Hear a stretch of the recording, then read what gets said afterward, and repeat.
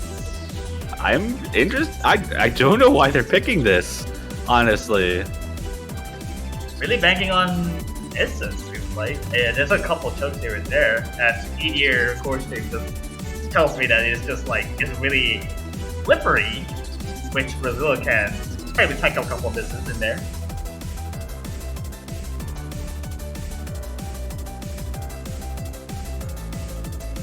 So we're probably seeing YZ coming back up. Just because they're the two main players for South Korea for the most part.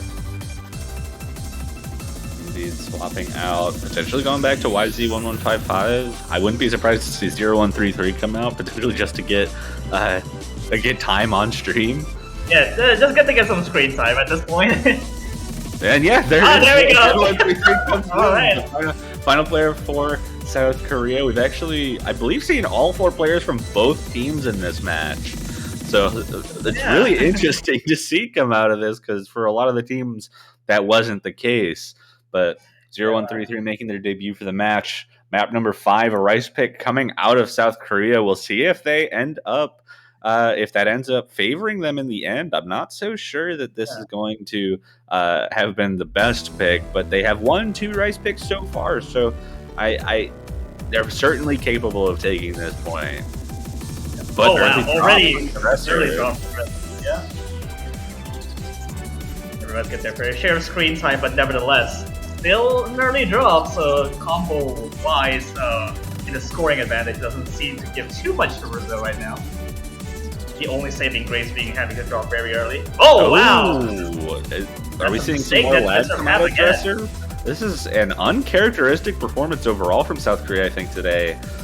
But that is 2 drops coming out from Dresser, 3 full combos on the board. Lothis holding on to a 99.95 right now.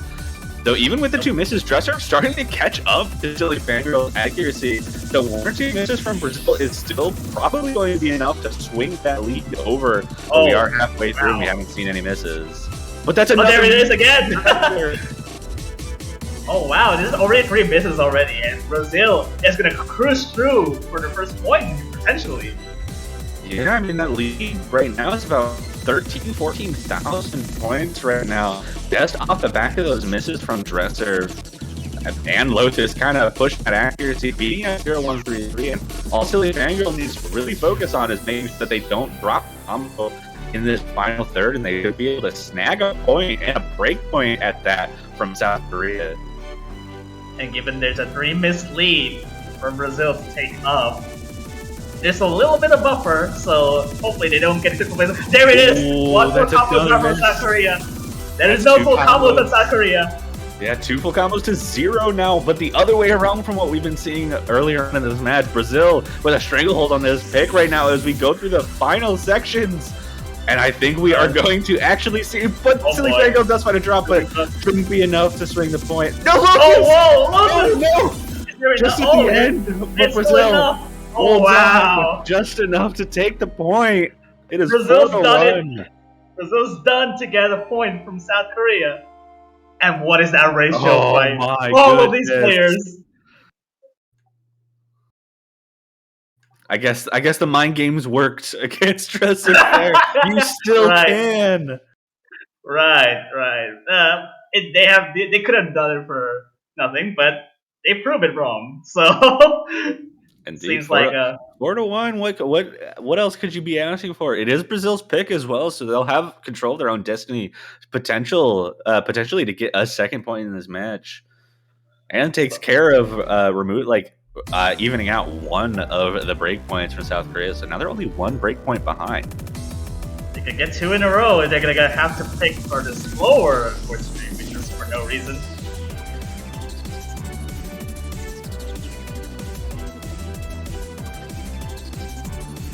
I mean, at that point, I don't think you go with anything but Rice 2. I think For No Reason is the clear pick for Brazil in this scenario.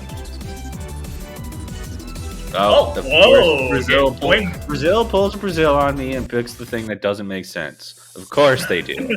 Of course, yep. Going the mix Rice pick. Just something tells me that they just want to really have fun with some wacky snap things in this, just to make sure that you actually silly mini jacks and bursts every now and again. We'll have to see if this ends up being good for Brazil. I mean, it's still a rice pick, so I can't imagine it's bad for them, but Yeah, well, they're against still- South Korea, and that's a tough opponent to be up against no matter what you're picking. still a good thing, but in my eyes, it's not the best one.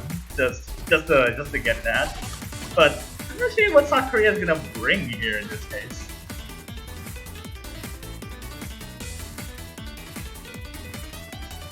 It's like Dresser's also having a little bit of keyboard issues here. Oh, bringing back Anil here for Fuzzy Naval. Hopefully they'll have access to another keyboard they can swap to if they're continuing to have issues.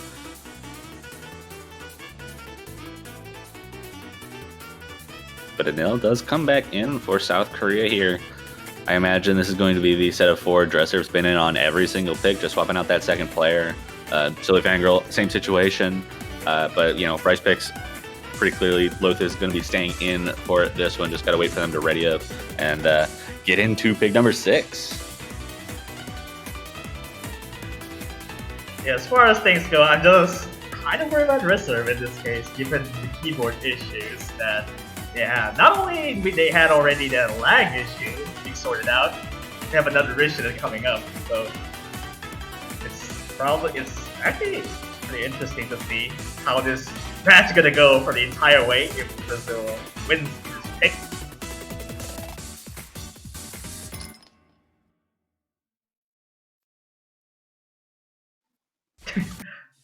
Alright. Sounds like a decent idea, Lotus. Indeed, MP Start Command coming out. Fuzzy Naval, sorry. We don't know. Well, just these two commentators don't know how to pronounce, so it's normal. I never know how to pronounce anything. It's fine. But here we go. Loaded in, all 4 players. Got another Rice pick coming out. We just saw Brazil take a break point on a Rice pick. This will be the next best chance for them to snag some more points off the board. Come on. Accuracy lead currently in the favor of Brazil with that 99.97 from Lothus. And Anil dropping down a little bit, 99.97, but Lothus starting to drop as well, though everyone having a little bit of trouble holding on to the ratio. Oh, wow. That's a miss from Anil. And Brazil And that's holding after on to the 400 too. certainly is, so that's going to be good for Brazil. It means that they're about a miss away. And with the accuracy lead right now, both players above 99.8, and South Korea have neither player at that point, but Lothus does find a combo draw, so it's going to be a trade there. Still has better accuracy than Anil, though, so they should maintain the lead through that miss from Lothus. They're still not out of the woods yet. The lead is still pretty much like about 3,000, 4,000 points, so they're still pretty much have to nail through the ending, because the ending spikes up the difficulty so much. Yeah, I got a spicy bit of the ending coming up in this last third here. Lothus beating out Anil right now. Silly Fangirl beating out Dresser. So it's basically a one-on-one match, top versus top, or like the top player versus the top player, bottom player versus bottom player. Just about those one-on-one matchups here, and the density starts to increase now. Silly Fangirl having a little bit of accuracy drops, a little bit of 300 drops, but still holding on to their lead over Dresser here. Watch those drops, Lotus! There's a drop right there! Oh, and a second Another drop from one. Lothus. That's going to be huge. And Anil is holding on to the consistency, holding on to the combo at the end, and it looks like, ooh, Lothus just having breaks again. a little bit of trouble holding on to the combo in this ending. And South Korea, despite being behind for the entire time, is going to hold on and take that break point right back. And Silly Fangirl with 3,200 is basically the MVP for this particular pick. Yeah, super impressive score from Silly Fangirl there, as well as Dresser. 2 full combos there to 2. Yeah, 2 full combos to 2 there. Or 1 full combo to 1 on each side. Lothus just finding a few too many breaks there to help keep them in the match there. But that is going to be match point for South Korea on their own pick. Yeah, South Korea has the privilege of picking whatever they want to at this point, since they already have one more point left. And at this point, it's just only one rice pick, and everything else are just non-rice picks.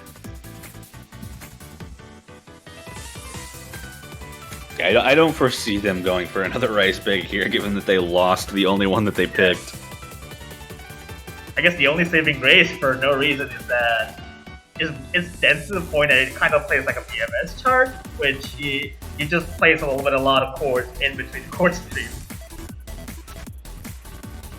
Picking LN3. Die. Indeed. Going into the density, we thought this was going to be coming out earlier, but they are digging back into the long note pool, which kind of expected from South Korea, but wasn't expecting it to like have that big break and then just continue closer to the end of the match. Seems we're swapping out Silly Fangirl for Makiba in this case.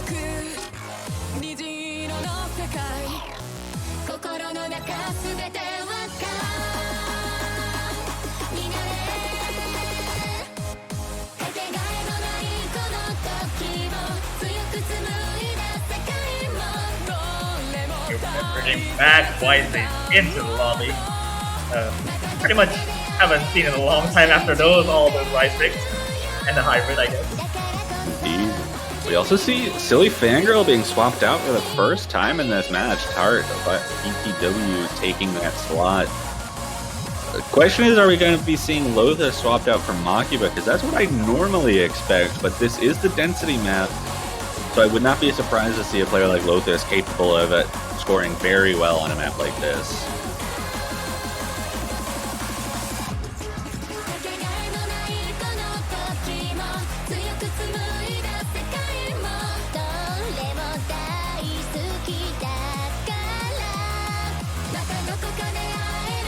Right, should be ready. Brazil has 3 players in right now. Oh.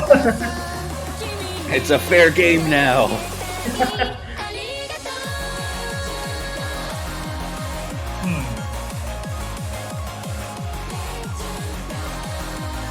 They're having a great time in that lobby.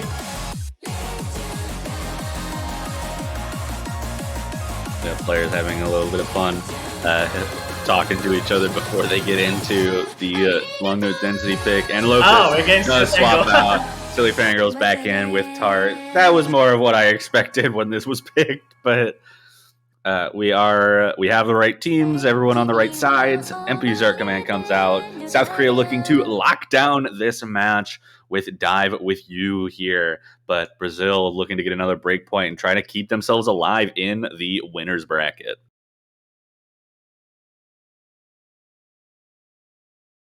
We'll see how this goes, considering this is being an Ellen density pick. It should be too far off from like a longer 4v which was Asian Pilot, but it's still pretty consistent throughout.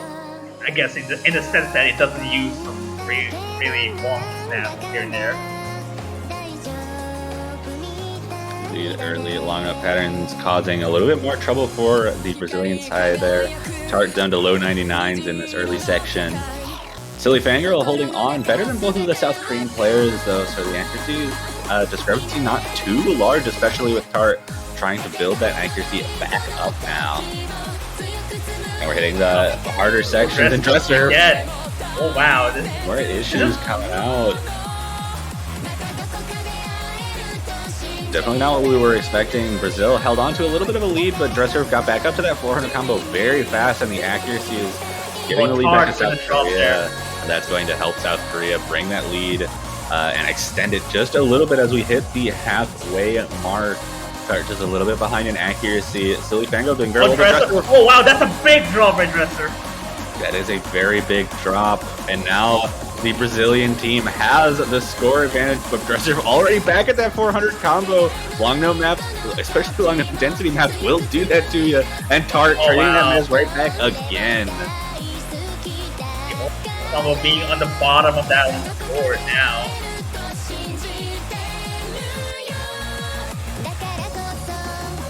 Silly Fangirl and YZ at equivalent accuracies right now, both still holding on to the full combo into the final quarter of the map. Tart, by the way, finding another miss. And that's going to help extend that lead for South Korea, especially with the accuracy advantage. No trade from Dresser this time, it looks like, though. And South Korea looks like they are going to be able to snag this final point in the match and bring it to a 6-1 scoreline.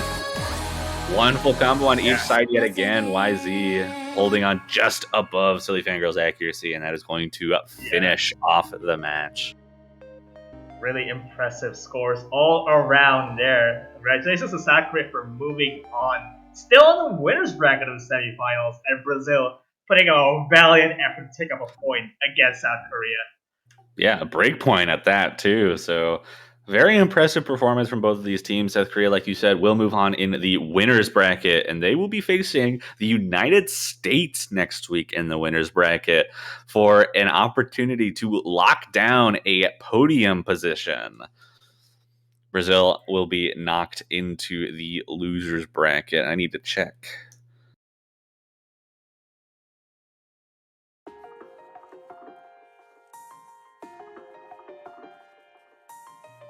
And it looks like they will be facing Thailand. So Brazil will be facing Thailand in the losers bracket. First round of the losers bracket semifinals next weekend. So they are not out of the tournament quite yet. They will still have an opportunity to stay alive in this bracket. But South Korea maintaining their life in the winners bracket. And like I said, getting that opportunity to lock down a podium position. Gonna be some really fun matches next week, and I believe that's the last match for quarterfinals. Yeah, absolutely. And I just also want to add that given the losers bracket for the semifinals this time around, they'll be playing for the 2 matches here to compete throughout to make sure they actually lock a position for the finals as well. So semifinals losers bracket has some effort to go in, and we already see the brackets here already. We have already locked down for the semi-final matches. We got South Korea versus United States, Philippines versus Malaysia, and we have already down on the losers bracket. We have Canada versus Spain, Japan versus France, Indonesia versus China, and Brazil versus Thailand. So we still have a little bit quite left to go in the middle way of the tournament. So it's gonna be a fun ride, and especially after this match, we're also having the Mapu Showcase as well for the semifinals. Yes, we are indeed going to have that semifinals Map Pool Showcase coming up very soon. But before we sign off as commentators and give a little bit of time so we can prepare for the Map Pool Showcase, I gotta pull off the shills. We got 2 things to shill. We got our open collective where you can donate directly to the tournament fund so that you can support the tournament and the players, especially those who are earning prizes in that top 3 position. But support the tournament with that fund. But on top of that, we have banners. We finally have them. Support your favorite teams by buying a banner from the OC store. It can be any team that made the bracket stage, even if they are already knocked out of the tournament, I believe. So if it's a team that's in the losers bracket right now, if it's a team that's in the winners bracket, if it's a team that has already been knocked out of the tournament, go and buy your banners and do some more to support the Osumania 7Key World Cup. You have anything else to say before we sign off and get everything prepared for the showcase? Yeah, I mean, absolutely, yeah. So for the banners and the open flag, that they all deserve the support, especially for the players playing for the tournament.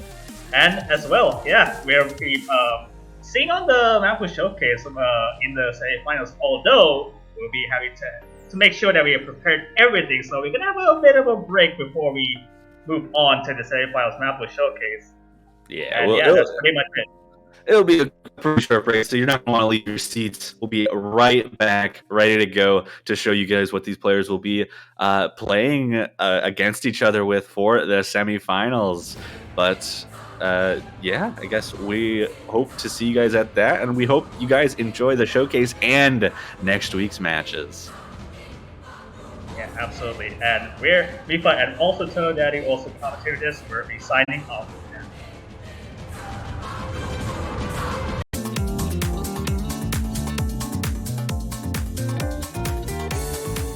Hello and welcome back to the Osumania 7K World Cup 2023. We have one more thing to do in this weekend, and this is the semi-finals map pool showcase. I am Surfshoe85, and alongside with me in the commentary booth is one of the map pool selectors for this World Cup, Underjoy. Hello guys, we have prepared some pretty spicy maps for this semi-finals showcase.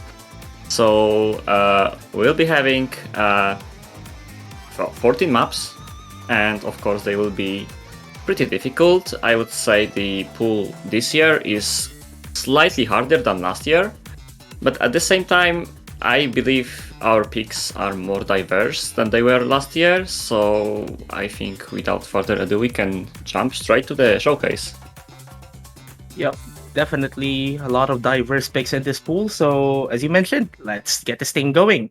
So our first chart is F777's Ludicrous Speed, the deathcore remix by, I think that's pronounced Forward. And yeah, 300 BPM streams right off the bat. So this chart is structured quite a bit differently than Gipsophila. Like there's not much into like the wackier delay streams, but this just replaces all of that with super dense 350 BPM streams that are going to drain your strategy by a ton. Yes, this is just extremely fast, 350 BPM, and you can see a lot of the patterns are resembling stairs, but not all of them. And there aren't really many breaks in this map. You can see some trills, but other than that, the streams are very, very frequent, and they last, when they begin, they last a long time. This is basically the only big break you have in this map. Yeah, like this is that only section where you're allowed to breathe pretty much. And here we go, it kind of builds up yet again, and then once it picks up, there's just no room to breathe at all. Oh yeah, also, those I like this pattern. I assume they can be a little bit mind blocky since they repeat a lot, but at the same time players can probably unmit to them, so approximate them to like just regular one-hand trills. But yeah, we have Infant Annihilator in the pool, so it's kind of funny to hear a Geometry Dash-like music with death metal. Yeah, it's kind of weird. I think I saw somebody in Twitch chat that's reacting like, what the H word is this? Is this artist combination? Yes, and this map is by Critical Star, so he has already mapped a speed map in qualifiers. And yeah, this is actually a very neatly made chart. I don't think there is many things that could be out of place here. But yeah, this is extremely fast, so it won't be easy. And yeah, I do notice that this section, mostly like the final quarter, is made up like broken streams. Like yeah, you have some practically grace notes already, especially with the BPM. So I'm not sure if like this part will be treated as super straightforward by anyone. Yeah, this is one of the maps that getting high accuracy is difficult, but I do believe some of the better players in the teams will get close to the full combo. But yeah, good luck getting good 200 count. You can see Jinshin got 84.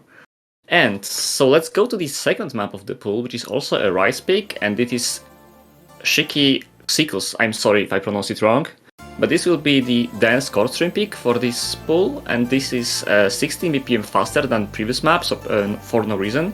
This is 182 BPM Dance Core Stream, and it isn't a very long map, but it has one really dense section in the middle. Other than that, a lot of sections are quite filler and you can gain accuracy on them. But yeah, I would say this map tests your consistency a lot. Also, when you mentioned the BPM, I kind of got reminded of what Jinjin told us like a few days before the showcase even happened. The denser chord stream picks, like from round of 16 quarterfinals to this round, have a consistent increment of 16 BPM. And obviously, it's paired with the increase in density as well. Yeah, I would say this map is on the easier side of semifinals, definitely, as is always the case with the consistency picks like Dense Core Stream. So it shouldn't be a problem for players left in the tournament, but at the same time it will be difficult to play this perfectly, and especially this dance section you are seeing right now. This is very taxing for the player, and keeping your combo through this section will be the major challenge in this chart. But we've seen quite a lot of cracked players in this pool that might be able to navigate the section pretty much smoothly. Though, yeah, you did mention the density here might be a problem still for anyone. Like there are some super easy choke patterns here. As I close a transition to like the heavier chords, I think those are 5 notes or 6 note chords. Yes, the main thing to watch out here is, of course, about the density, is that there are some small bursts in the chord stream, and like when it's mostly difficult because there are a lot of double stairs in the mix, and even in the like break sections like this ending, this is still relatively dense, so you cannot let your guard down. And that's the second pick. That's the second chart in this map will showcase. Up next, we have a hybrid pick. We have Sobrem, aka Widowmaker, Giselle.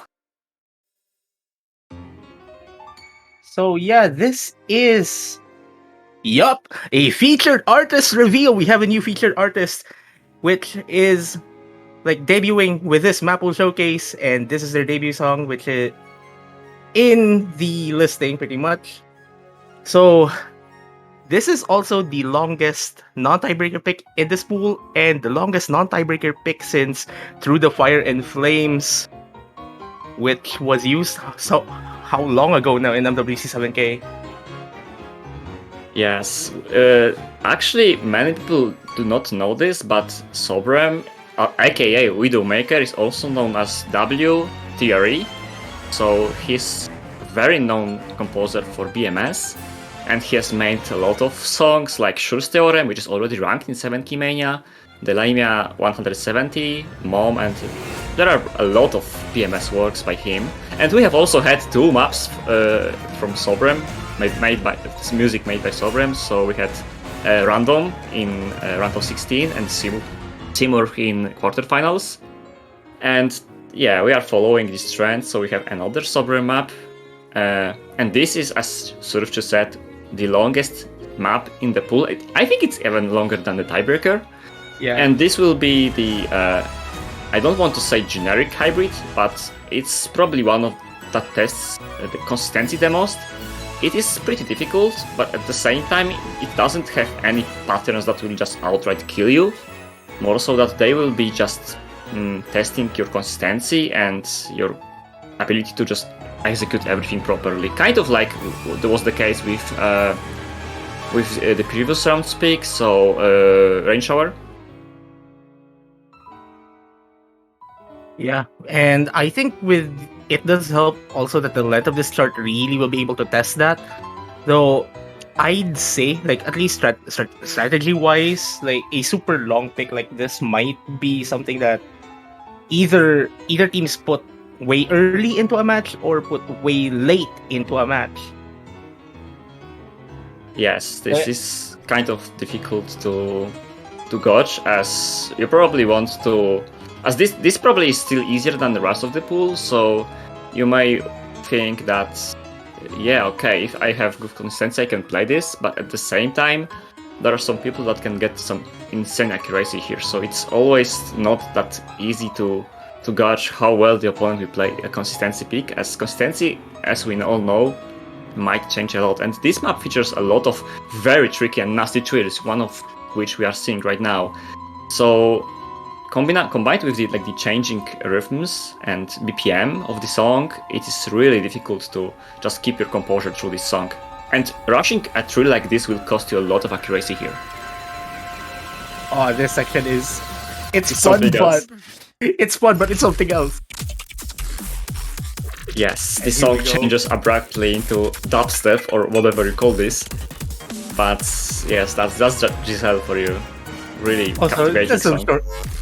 some short inverse section being thrown at you right there.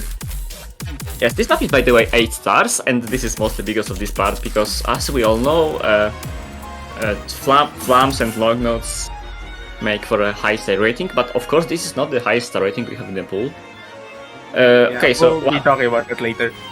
yeah, one important thing to mention is that this map, as you can see, is OD 6.6, so while it isn't the highest, it still is pretty demanding when you have all kinds of different snaps and long note releases. So yeah, you can probably hold like it's probably difficult to hold your ratio here. Probably you can save some 200s when you with this OD, but it will be difficult to like get your accuracy really high. It will be probably mostly a combo game here,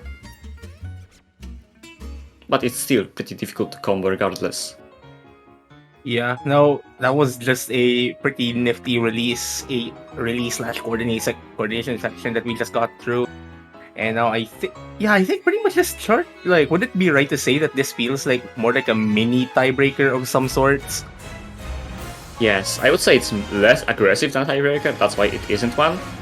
But it is overall a very, very fun and diverse chart that encapsulates everything we have in this pool. So it also has a fair bit of like breathing rooms, so you don't like have to tense through the entire song. You have a lot of place to recover your stress, your nerves. But at the same time, you also have some sections like this, which is rather dense and definitely nearing the end of the chart will be a very big challenge to hit properly. Yeah, it just suddenly became rough after all that. And this drill. Dustix Riots. Dustix Riot. And Okay. that is the third chart in this pool, and also new FA reveal hype. Yeah, let's go. I think many people would enjoy Soberm as the new featured artist. Be sure to check their featured artist listing. And moving to the fourth map and the first long node map of this showcase, we have Lake Valor remastered by Zami, and this map was featured in the ETT tournament of last year. And this is a shorter version. Map is by Makiba, so this is a cut. And we have used this map in grand finals in that tournament, but here it is in semifinals and without hard rock. So for people that have already seen that tournament or played the map, yeah, it is really difficult in terms of long node releases.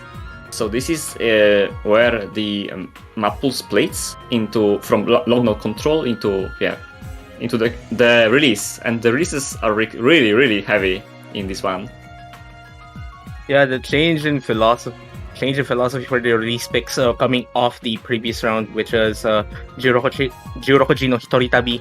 Like, this feels like people who are not that much informed might say that this feels so much like a coordination pick more than a release pick, but like the amount of variety of snaps actually used here, like, yeah, they look consistent.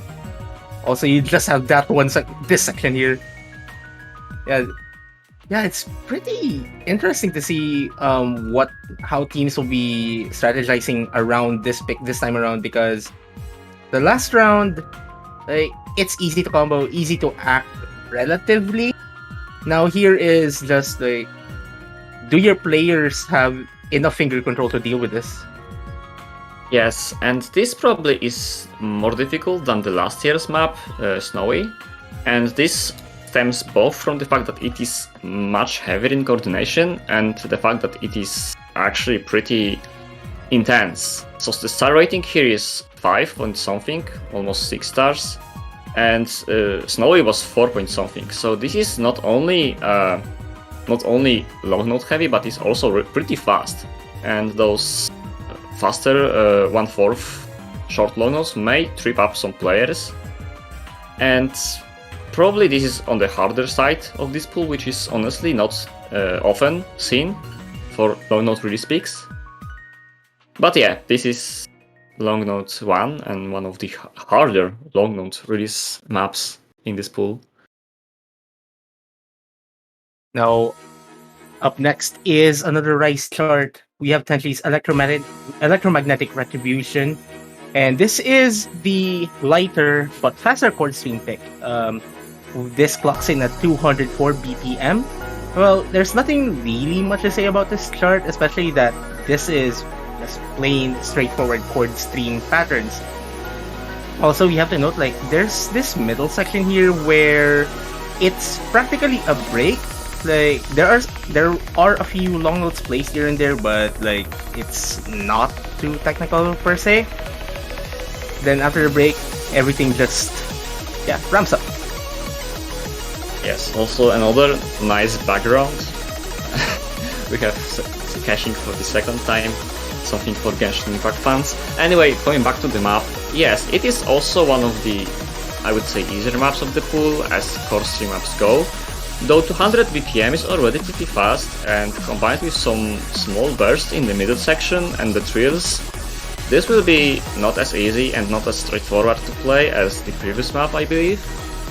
It has a lot more chord stream in the second half, especially with the trills, so this will definitely be a challenge to hit, even though the patterns are mostly comfortable and relatively simple in structure. This is still 204 BPM, so even though if you can combo through this, I expect some accuracy drops. Also, my map notes do mention that there is like a few anchors in this chord stream right here. So I haven't seen them arrive just yet. Yes, they aren't that visible, but they are like 3 notes or something. Ah, there you also go. in trills, so they are pretty much hidden, but this really changes how this map plays, makes it more technical in structure and also more difficult to execute. And yes, I would say watch out for these birds. And I can say that in faster core stream picks in general, this will be more of a trend that they won't be just pure core stream, but also combine some speed elements. So watch out for that in future pools. And this was map number 5, Electromagnetic Retribution. Let's go for first my map of the pool, which is Plastic Girls by Wigan. And this is a core jack map, 130 BPM, so the same as last year's Jasmine T-Girl by Evening. And what can I say? This map starts relatively tame, doesn't really have much going on apart from like some weird 1/6 snaps. And it is OD9, so it will be a difficult map to accuracy, though of course this is mitigated by the fact that this is core jack. So yeah, it's relatively dense, and we will be seeing this very soon. I'm sorry for the diff name, by the way. Oh, why is it Gangnam Style? I just thought it fits. So I guess we'll have to be dancing Gangnam Style on our keyboard as we hit these super dense chord jacks. Though I do notice that we're kind of back to that anchory kind of chord jack thing that we had from round of 16. We do remember that the one used during the quarterfinals is a bit more spread out. Yes, this song is from BMS, from Pabat event, and yeah, now the chorus of the hardest section. Basically, these chord jacks are densest when the vocals appear, and the structure is changing now and then, so alternating between just like single chord jacks and the double chord jacks, which are patterned mostly comfortably, but there are also some smaller anchors and small long jacks that will be there and probably cause some misses for the players. So basically this is I would say the first chord jack map that actually requires a lot of jack skill to pull off, because this is already pretty fast and already pretty dense, so you need to have this control. And yeah, the ending is relatively dense. You cannot really just stop playing after the chorus. This is still dense and still repeats a lot, so overall that makes for a very fast-paced map. And this won't be that as easy to score as the previous map. Alright, that was the 6th chart in this map we'll showcase. Now we are on the 7th one, which is another hybrid pick, which we have Riol's The Sixth Sense, which is the technical hybrid pick of this pool, and those who are a bit more aware of that extraterrestrial tournament from last year will be familiar with this, since this was used as a pick there.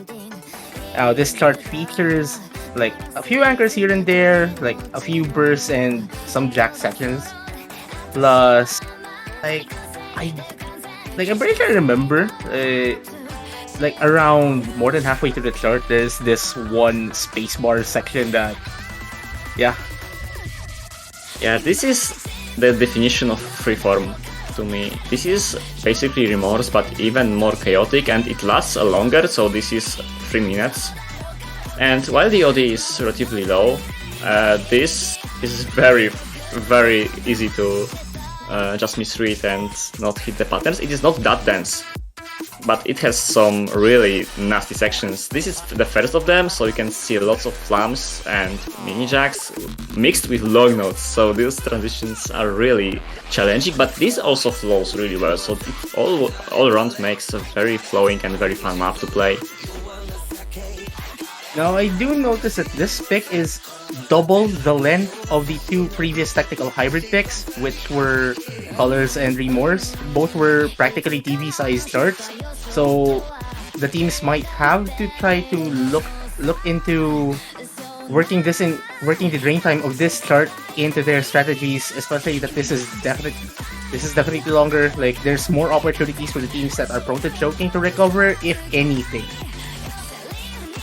Yeah, this song also has a lot of break time, so many chances to just keep your composure, recover your composure, but at the same time, yes, this is also, as I said, really chaotic, and between those break sections are sections that will definitely challenge you, and I would say this map is easier to accuracy than it is to combo, as some of those pairs just really want to break your combo and destroy your, increase your miscount, basically.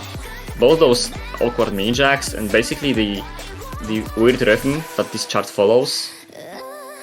Even the releases here are pretty much uneven all the time. Oh, well, I just realized that those were reverse shields in that previous section. Yes. Like, the gaps are super small, I barely noticed them. And we are going to the last chorus of the map, which again features some of the denser parts of the chart and those really interestingly looking long notes. Yeah, this burst is one of the harder sections of this map as well. Overall, very, very tricky.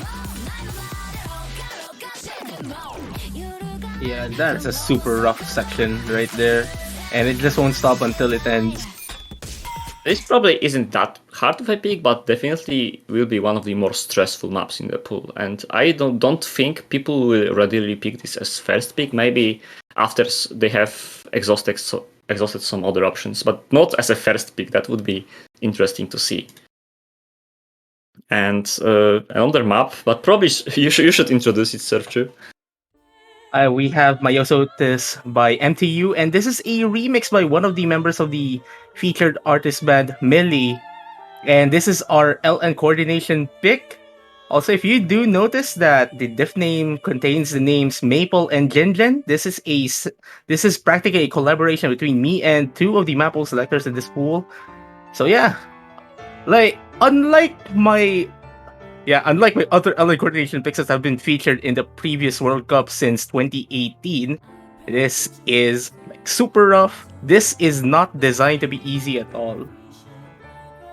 Yeah, if you thought that the Lake Valor map has coordination, then look at this. This is extremely rough.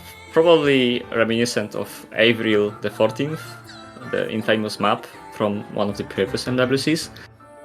But this is basically noodles, and very, very challenging noodles. Lots of disjointed releases, and overall probably will be a band bait for many teams that cannot play long notes. This is the level when it's still pretty slow, but the amount of coordination you need to have to release and press those long notes and this beautiful trill. Yes, this is probably either very easy or extremely difficult. So, as I said, probably it can get banned by teams that cannot play long notes. Yeah, the break section is Avril. Careful. Yes, I think this map is really evil. Even though it's also enjoyable to people that can play those long notes. Yes, and those Jax here really will test if you know what you are doing, because it is very easy to just press the wrong keys and wrong Jax, which will cause a number of misses. So if you miss here, you miss hard. Yeah, the density of the chart kind of loosens up a bit near the end, but still, near the end you have to start preparing for this one, for that speedy section. It will easily trip you up if you're not ready.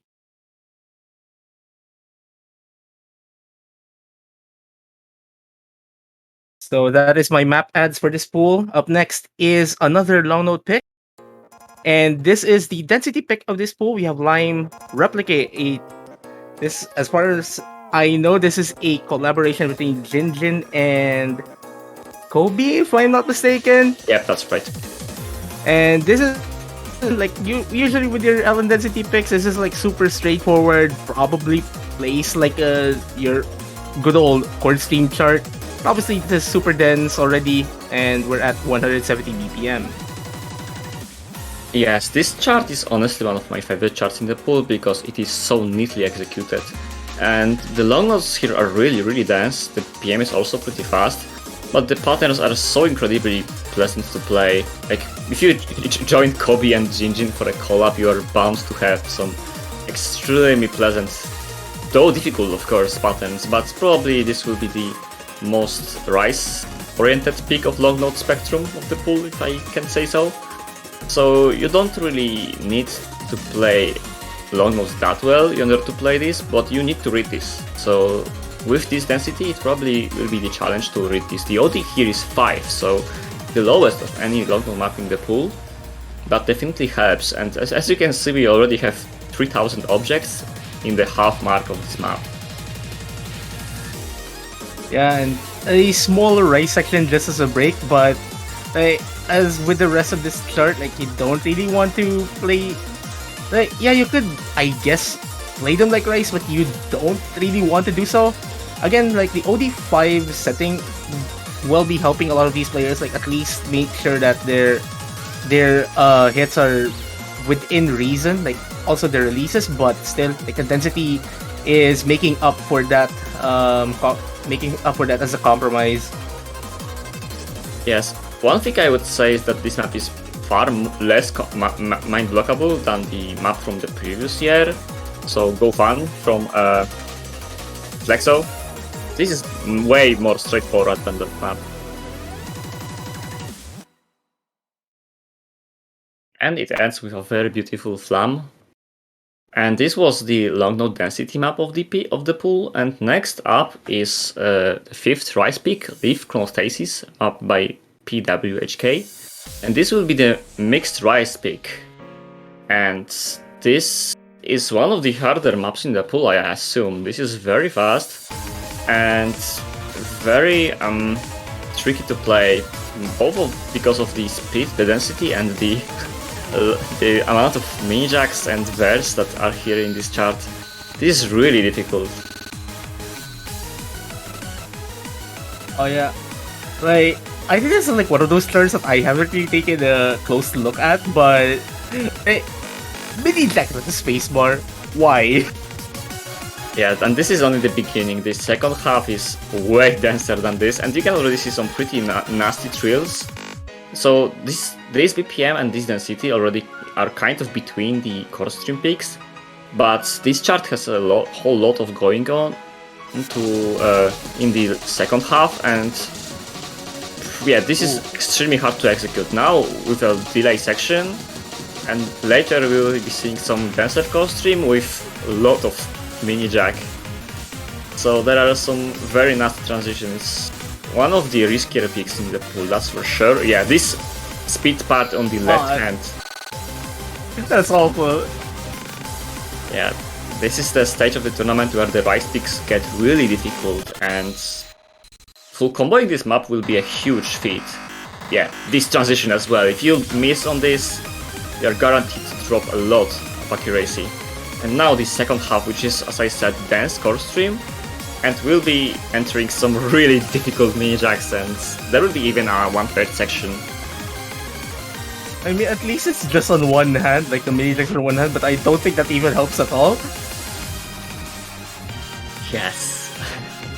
This map was nerfed a lot, and this is still one of the higher difficulty maps of Deep Sea. Yeah, look at those jacks here. Oh man, that's brutal. This is really brutal. So yeah, definitely one of the more difficult rice peaks on the pool. Well, after this, let's take a bit of our time to reflect on the previous 10 picks in the pool because, like, we have something special up next. And I'm pretty sure a lot of people might be familiar with the artist of the next song. Since I said special because MWC 7K 2023 has an original song made for this map pool, and that is the next chart you'll be seeing. We have Toromaru's Uncharted Sky.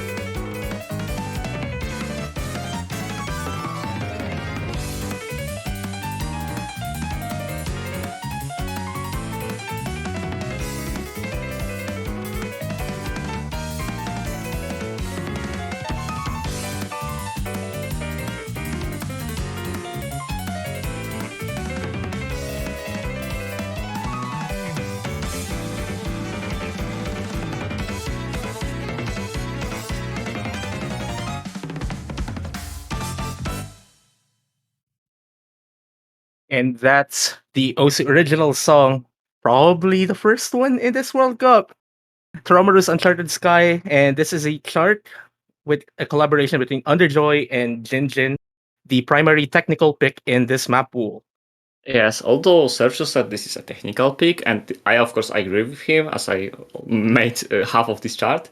This is actually way less technical than the previous map pools pick. So Marianne, this is kind of like another mixed rice pick, but contrary to the previous one, so Chronostasis, this is way more tricky to nail, even more tricky, because there are a lot of different rhythms and the time signatures are all over the place. So it is slower, it is also very dense, especially in the second half, and there are a lot of mini jacks and speed sections that also make this peak another challenging rice peak. So I would say in this pool, the mixed rice and technical picks are both the hardest ones. So before we go to the next pick, I just want to say that this won't be the only Toromaru original in this year, so stay tuned for other World Cups because we might see Toromaru again. And moving to the next map in this pool, we'll be having another map which is made by me. So this is Hybrid, Hino Isuka versus Iris Bouncing. And this will be the last hybrid we have. And this is definitely the fastest and the most speed-paced chart of the pool. So yeah, I would say this is a very balanced and very diverse chart. It has a whole lot of going on. And yeah, it also has a very nasty slowdown section. Yeah, like, when I saw this chart, or like when I was just watching them on auto now, because this is like the round where charts become impossible for me to play, like, this is rough. Yeah, this is rough, but also plays relatively easy. Like, it flows very well. I'm not biased at all, but It sounds like you're telling me to give this a go at some point. Yeah, I'll sure do. But anyways, like we see these. I think similar to earlier, like most of the mini chord jacks are condensed on the one hand, but then you see the are those triple jacks in that LN section? What? yes, we have a very fun inverse section, and now we're going to the biggest hype section of this chart. So this slowdown, which goes into a scratch wall section. I don't know. But basically it changes BPM to 125 and becomes all over the place with the patterning. What can I say? This feels pretty techy, but at the same time it's fast enough and diverse enough that I would say this is probably the most mixed pick of all in this pool. Maybe apart from Giselle, because it just has every type of pattern in it. And after this slowdown, it goes back to the original pace, and basically the chorus section repeats. If there is anything I would say you should watch out in this chart for, is that in chorus sections, they're probably the hardest section in the chart because they combine both the jacks and chorus streams and the long notes, and especially the triple jacks, which are here, will be demanding and really easy to miss on. So yeah, because of this chart's complexity, I would say this is also pretty difficult, but at the same time, probably not something I would pick just straight away. Yeah, I think it's a very nice chart. But knowing the teams, especially in the upper bracket, they might be picking the hard stuff first, and then let like the tension build up on the easy ones. Who knows, really? And this we is too smooth to be the hard song of this pool, I would say. Yeah. Well, now we're moving on to the final regular pick in this pool, and obviously it has to be a VTuber chart by Maple Syrup. Usada Pecora's Peco Random Rain. So all of us thought we were safe for VTuber picks. And yeah, this is the primary mixed LN pick in this pool, and the difficulty name, let me try to give it enough justice. Yeah, that's it. Yes, this was a very accurate depiction of the song's nature. Someone compared this to the Godish from last year, and I honestly cannot disagree. Yeah, this is pretty fast actually, so kind of reminiscent to the mixed pick, to the dance pick. But as this is the mixed pick, this has a whole lot of variety, beginning from the uneven recess to the pretty nasty mini jacks, shields, and the 8 bits. So basically a very well-rounded long note pick, and probably one of the harder ones in the pool as well. Though the OD is only 5, so this is definitely a saving grace for teams that don't really get too much accuracy on long notes, but rather are just comboing everything they can. Oh man, I just saw that that shield-ish transition in the middle of a practically full cycle. That's actually super rough to deal with. Yeah, I can see also some pretty much full inverse sections here. Overall, yeah, I'd say this is fun to play, but also it has a lot of demanding patterning from long notes, so something that is kind of similar to auto jump charts. Yeah, the ending is definitely the hardest section, but at the same time this map is very short, so it's pretty risky I would say, but long note teams will definitely enjoy this one. And this was the last pick, this is the last regular pick of the map pool. Let's go to the tiebreaker, and oh boy, this tiebreaker is really something else. This is our System Error, a map by Leju. And this map is 12 stars in semifinals.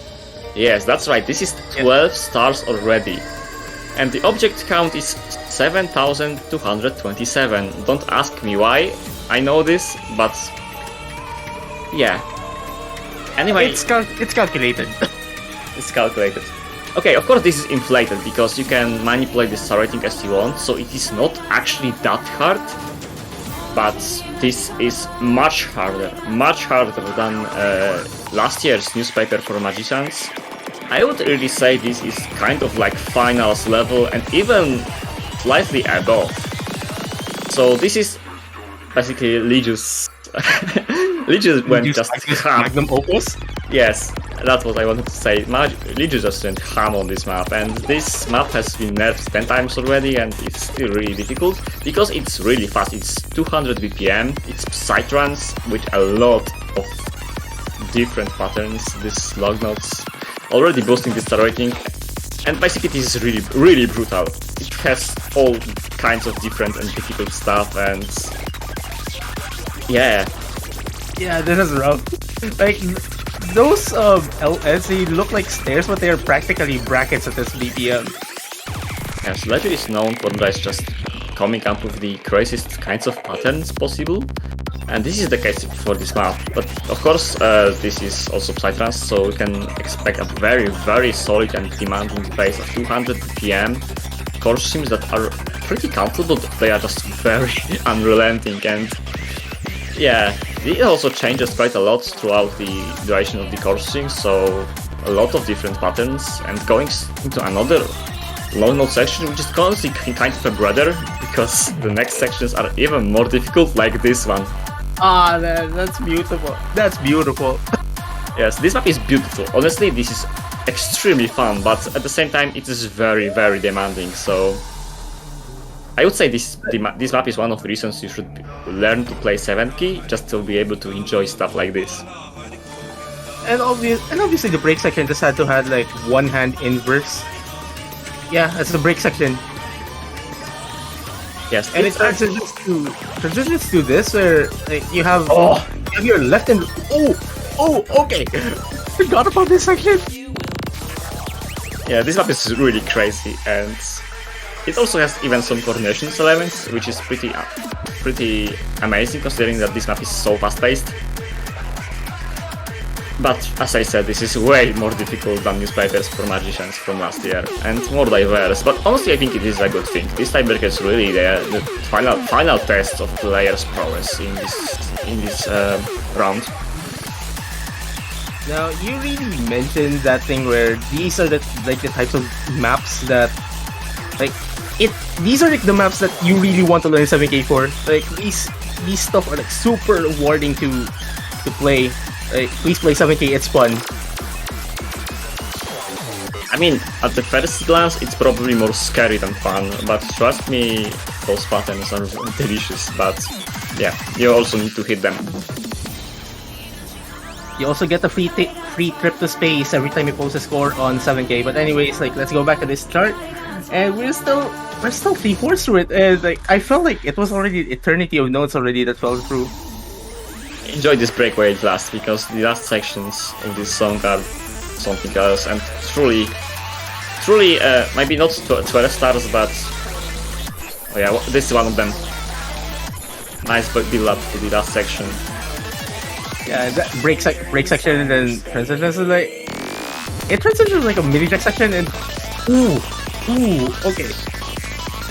This thing, like, you kind of played something like a chord stream style, right? Or is it like it's kind of like just basically a chord stream? Oversimplifying Basically a chord stream, but it is so well disguised in those varying long notes that it looks like it's really something like alien patterns, basically. And this section is also extremely creative and fun. Oh man, like Leju's charting is so beautiful.